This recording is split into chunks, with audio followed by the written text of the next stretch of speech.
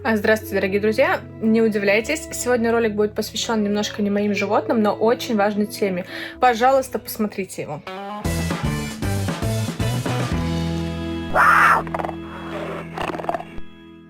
Здравствуйте, дорогие друзья! Многие знают, что 2 месяца назад случилась страшная трагедия в Черном море. Разлились 2 мазутных танкера, и с тех пор на побережье Черного моря продолжают погибать птицы, животные, страдать дельфины, рыбы, травиться люди, которые убирают этот мазут. И мы не смогли остаться в стороне, да, и моя подруга Юля из Биосферы Балтики сказала: «Ксения, поехали», и мы поехали. И вот в январе месяце мы приехали в Анапу для того, чтобы помочь здесь, помочь людям, помогать птицам. Так получилось, что люди оказались потрясающими. Мы нашли замечательную точку «Жемчужная 9» и совместно с ее начинателями решили организовать здесь реабилитационный центр полного цикла. То есть точку, где птицы не только отмываются, стабилизируются, но и полноценно лечатся, в вольерах содержится, восстанавливается. И, к нашему счастью, у нас получилось даже довести несколько птиц до выпуска. Сейчас мы совершенствуем методику для того, чтобы им помогать. Я надеюсь, что в будущем выпусков будет еще больше. Вот. Очень хочется показать вам, что у нас получилось создать буквально за несколько месяцев, чтобы можно было оценить, как за несколько дней можно убить большую часть побережья и как за несколько месяцев можно создать что-то прекрасное для того, чтобы постараться минимизировать нанесенный человечеством вред. Меня зовут Ксения, я директор Центра реабилитации и реинтродукции диких животных «Сиренс» в городе Санкт-Петербург. И с недавнего времени, вот уже 2 месяца, я соучредитель Центра реабилитации диких животных «Жемчужная» в Анапе, который занимается помощью птицам, пострадавшим от разлива мазута в Черном море. Трагедия случилась больше 2 месяцев назад. С этого момента здесь работают люди, и волонтеры, и специалисты, и государственные чиновники различных отраслей, и Минприроды, и Управление ветеринарии для того, чтобы постараться минимизировать нанесенный вред и помочь тем птицам, которые пострадали от загрязнения мазутом.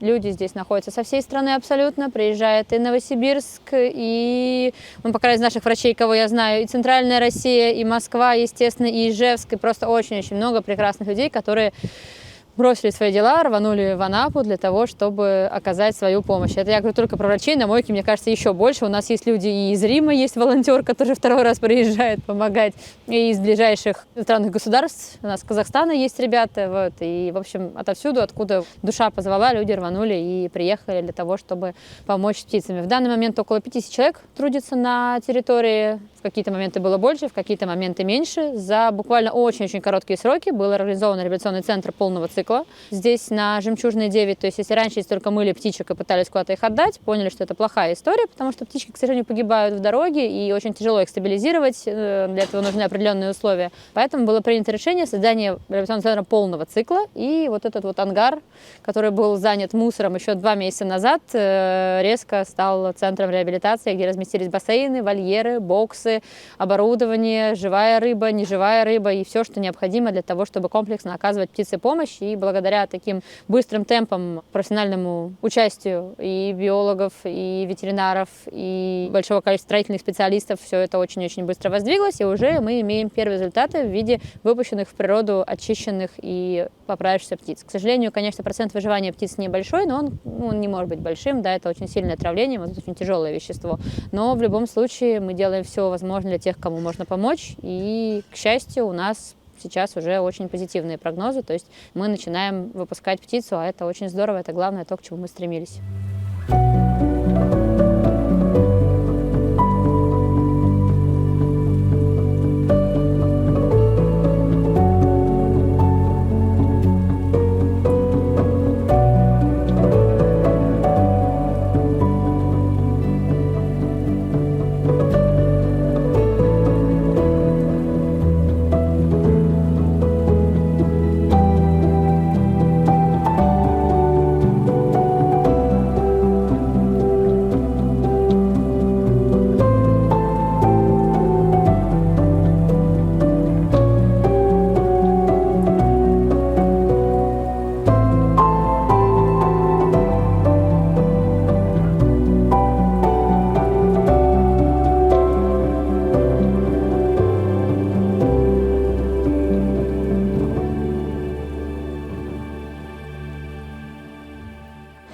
мы внутри ангара. Здесь расположены в данный момент 3 бассейна с птицами и 1 бассейн с живой рыбой, где содержится рыба, пока она живая, пока мы ее не скормили нашим прекрасным чонгам.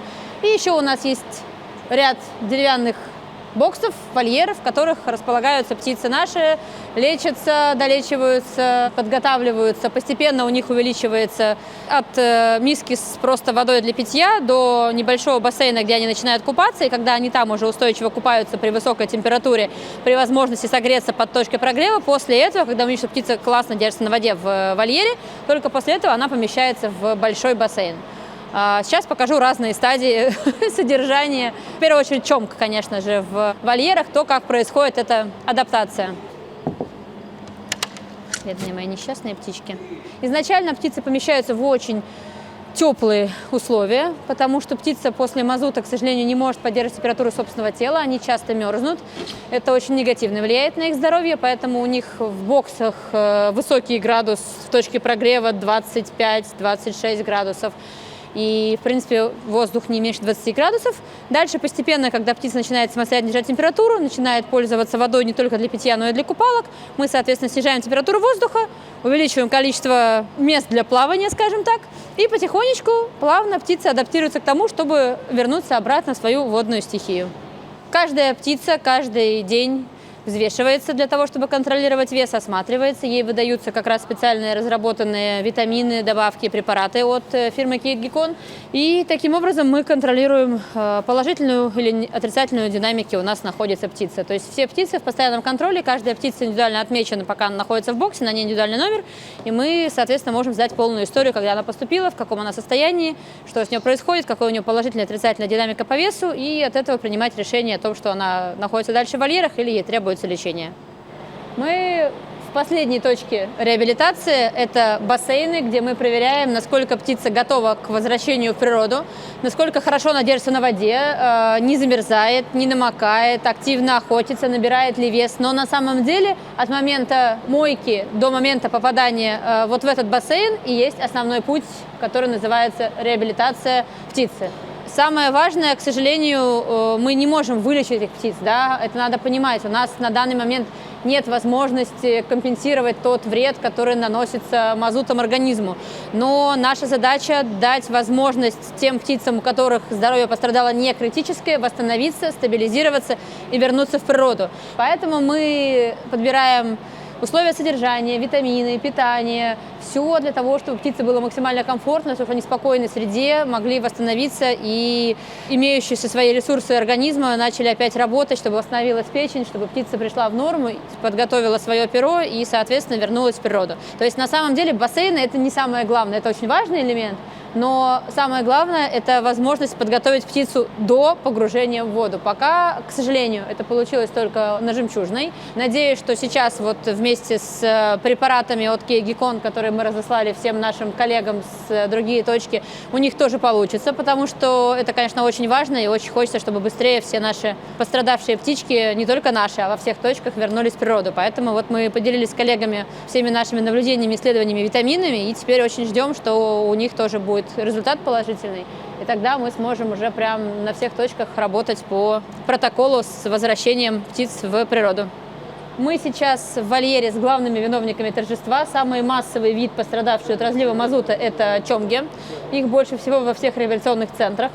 Вот эти конкретно чомги, в принципе, уже готовы к возвращению в природу. Они уже пару недель живут в бассейне, активно плавают, питаются, набирают вес. У них сейчас был контрольный отбор крови для того, чтобы посмотреть состояние здоровья уже внутреннее. Вот. Но внешне, говорю еще раз, они прекрасны, бодры, веселы, не намокают, купаются, не мерзнут, спят на воде. То есть тьфу-тьфу-тьфу, с ними все хорошо. Этих ребят мы готовим к возвращению в природу. Я надеюсь, в ближайшее время погода нормализуется и оно состоится.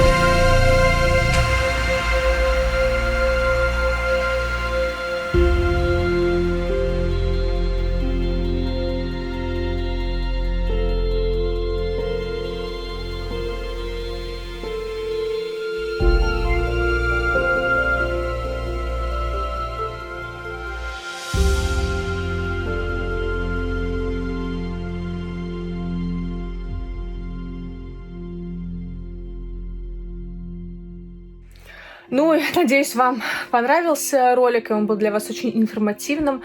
И я хочу напомнить, что все центры реабилитации у нас существуют за счет пожертвований.